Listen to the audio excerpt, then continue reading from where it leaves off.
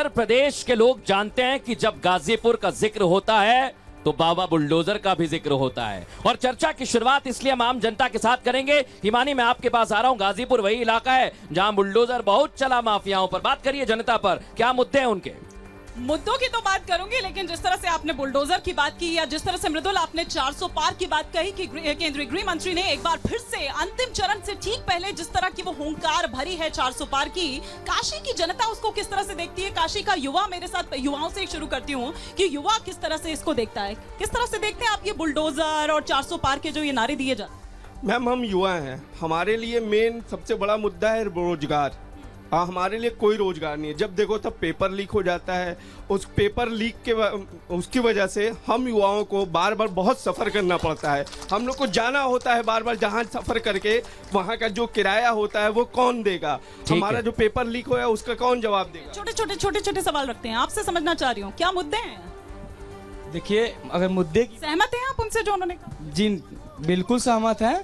और देखिए, मेन मुद्दा होना चाहिए स्वास्थ्य और रोजगार, और ये धर्म वर्म वाला जो मुद्दा है ये बीजेपी को छोड़ देना चाहिए। ठीक है, ठीक और है। जो एक बात और बोल दे, जो ये मोदी जी कहते हैं बनारस को हम क्यूटो बना दें, वो तो टोटो बना दिए हैं। ठीक है, हम इन दोनों की बातों से सहमत है। हम चाहते हैं कि युवा रोजगार की बात करें, शिक्षा की बात करें, और जैसा कि आप लोगों ने कार्यक्रम की शुरुआत की और बुलडोजर शशांक शेखर त्रिपाठी जी के साथ चर्चा की शुरुआत कर रहा हूं। त्रिपाठी जी, आपने सुना, आपसे तो हमने चर्चा 2019 में भी की, विधानसभा चुनावों में भी की, लेकिन अभी भी लोग कह रहे हैं ये रोजगार पर क्या कहना चाहते हैं आप? देखिए, रोजगार बड़ा महत्वपूर्ण विषय है। मैं आपके सामने कुछ बताना चाहता हूं रोजगार को लेकर। हाँ, अगर आपको रोजगार नहीं मिले तो पिछले 10 सालों में 10,000 से ज्यादा जन औषधि केंद्र आपके भारत में कैसे खुल गए? अगर आपको रोजगार नहीं मिले तो विश्व में सबसे ज्यादा रेल कोच बनाने वाली फैक्ट्रियां आपके बनारस में और आपके भारत में कैसे काम कर रही हैं? अगर आपको रोजगार नहीं मिले तो जीडीपी में पूरी दुनिया में सबसे तेज गति से बढ़ने वाली अर्थव्यवस्था कौन सी है? सुनिए, मैं बता रहा हूं, पहले मेरी बात सुनिए। आप इधर बोलिए ना। हाँ, क्या अगर आपको रोजगार नहीं मिले तो 2,000 से ज्यादा 2 लाख से ज्यादा ग्राम पंचायतों में ऑप्टिकल फाइबर कैसे बिछा दिए गए? यदि आपको रोजगार नहीं मिले, माइक पास में करिए त्रिपाठी। 18,400 गांव में बिजली कैसे पहुंचा दी गई?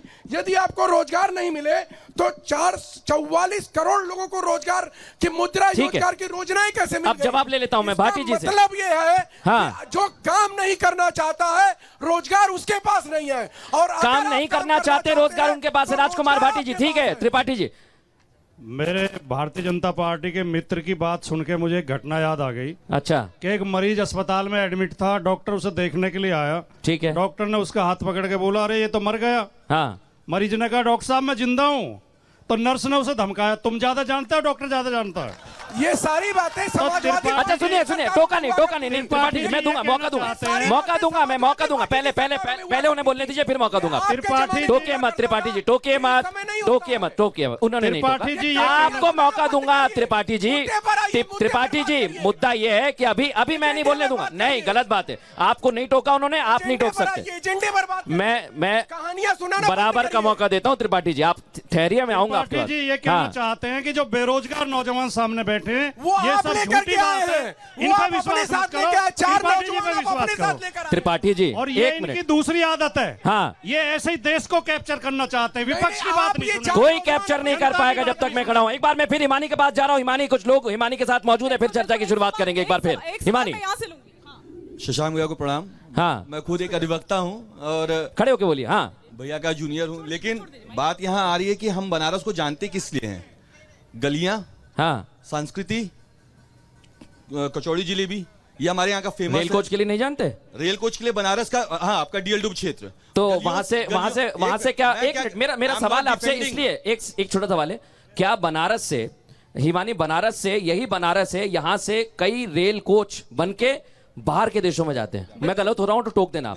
कोई नहीं गलत है। हाँ, बोलिए। मेरा कहना यहाँ ये है कि सारा विकास बनारस में हो रहा है। हाँ। बनारस की सड़कें अच्छी हुई, बनारस की लाइट व्यवस्था अच्छी हुई। मैं एज अधिवक्ता बता रहा हूँ, मुकदमों की संख्याएं कम हुई क्योंकि इतनी जल्दी मुकदमे पंजीकृत हो जा रहे हैं। लेकिन बनारस की पहचान गलियों से है। आप जगह जगह पे कॉरिडोर के नाम पे जो धंधा चला रहे हैं उसके बारे में क्या बात? ठीक है, ठीक है। और लोग छोटे। मेरा सवाल बीजेपी बीजेपी के कार्यकर्ताओं से है कि जो बीजेपी की सरकार है ये शिक्षा विभाग पर वैकेंसी कब देना चाहती है? क्या शिक्षा विभाग? नहीं, आपका सवाल हो गया, आपका सवाल हो गया। नहीं, बीजेपी अधिवक्ता ने अभी कहा कि 44 करोड़ रोजगार दिए। ये हमें लग रहा है कि अब मोदी जी का धंधा बंद होने वाला, उससे ज्यादा ये फेक है। 44 करोड़ एक मिनट, एक मिनट, मोदी जी ने झूठे बातें किए हैं आप, मोदी जी ने बस। ठीक है, और पीछे पीछे जिस DLW की इन्होंने बात की है भारतीय जनता पार्टी के प्रवक्ता ने, मैं पूछना चाहता हूँ DLW किसकी देन है? DLW किसके देन? ठीक है, एक मिनट। अब मैं मणिशंकर अय्यर जी, मणिशंकर पांडे जी को माफ कीजिएगा। मणिशंकर पांडे जी, मणिशंकर अय्यर का नाम इतना चर्चा में है और पाकिस्तान की भी बात हो रही है मणिशंकर जी, लेकिन आपसे मैं चर्चा की शुरुआत करूंगा। बनारस को बेहतर समझते हैं, क्या बनारस बदल रहा है और जिस दिशा से, जिस रफ्तार से बदल रहा है वो काफी है? फिर मैं कमलाकर जी के पास जा रहा हूं, जवाब दीजिए। देखिए, हमारे नौजवान साथियों से पहले तो मैं आग्रह करूंगा कि बातों को ध्यान से सुने जी, और सुनने के बाद विचार करके तब फिर प्रश्न करें। माननीय मोदी जी जब यहाँ प्रधानमंत्री हुए तो स्वास्थ्य की हमारे छोटे भाई ने स्वास्थ्य की बात कही। हाँ, मोदी जी ने पहली बार जब यहाँ आए, प्रधानमंत्री चुने गए, तो सबसे पहले उन्होंने 200 करोड़ रुपया सुपर हॉस्पिटलिटी के लिए BHU के हॉस्पिटल को आप जानते होंगे कि बगल में बनाने के लिए उन्होंने उसको निर्धारण किया, 200 करोड़ रुपया दिया। वो 200 करोड़ रुपया रख के जहाँ हॉस्पिटल बना होगा, निश्चित तौर पर वहाँ डॉक्टर बड़े होंगे, कंपाउंडर बड़े होंगे, नर्स बड़ी होंगी, उनको रोजगार मिला होगा। हाँ। और आप जानते हैं कि बनारस से अगर पूर्वांचल में यहाँ से बिहार तक अगर किसी को कैंसर हो जाता था तो उसको बॉम्बे जाना पड़ता था। मोदी जी के प्रयास से काशी हिंदू विश्वविद्यालय में आज जो कैंसर का हॉस्पिटल खुला हुआ है वो पूरा पूर्वांचल उसका लाभ उठा रहा है, उसमें भी रोजगार मिला। हाँ। मैं अपने नौजवान साथियों से कहना चाहता हूं कि माननीय प्रधानमंत्री मोदी जी ने 12 रोजगार मेला लगाया भारत में, कहीं 40,000, कहीं 60,000, कहीं 1 लाख, ऐसे उन्होंने रोजगार पत्र बांटा पूरे हिंदुस्तान में। हाँ।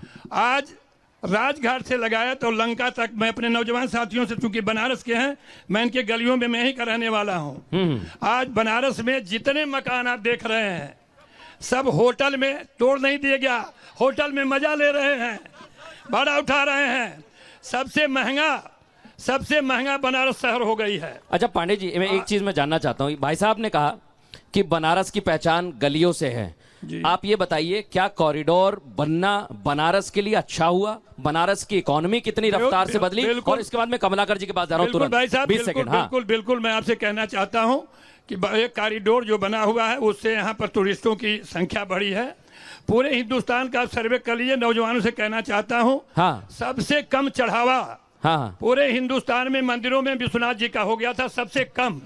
कॉरिडोर बनने के बाद आज उस मंदिरों में इतनी भीड़ हो रही है कि इस गर्मी में टूरिस्ट पहाड़ों पर नहीं जा रहे हैं। हिमानी पहाड़ों पर नहीं जा रहे हैं। बड़ी बात कह रही हिमानी। इधर कुछ टूरिस्ट है, इधर आप चले जाइए।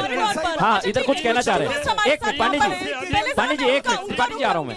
इसके बाद कमलाकर जी के पास जाऊंगा। कुछ कहना चाह रहे हैं, वो बाहर से आए। सुनिए बनारस के लोग सुनिए। एक सेकंड सुनिए त्रिपाठी जी, एक सेकंड। मैंगलोर से है। हाँ, मैंगलोर से है, काशी विश्वनाथ का दर्शन के लिए है। ओके, अभी कॉरिडोर बनने के बाद ही इधर का ज्यादा मालूम पड़ा हमको। तो पहली बार आए आप? पहली बार आए। 10 साल के पहले भी इधर आए था हम लोग। अभी आ जा रहा है, टोटल बदल गया। मोदी जी के गवर्नमेंट में टोटल बदल गया है।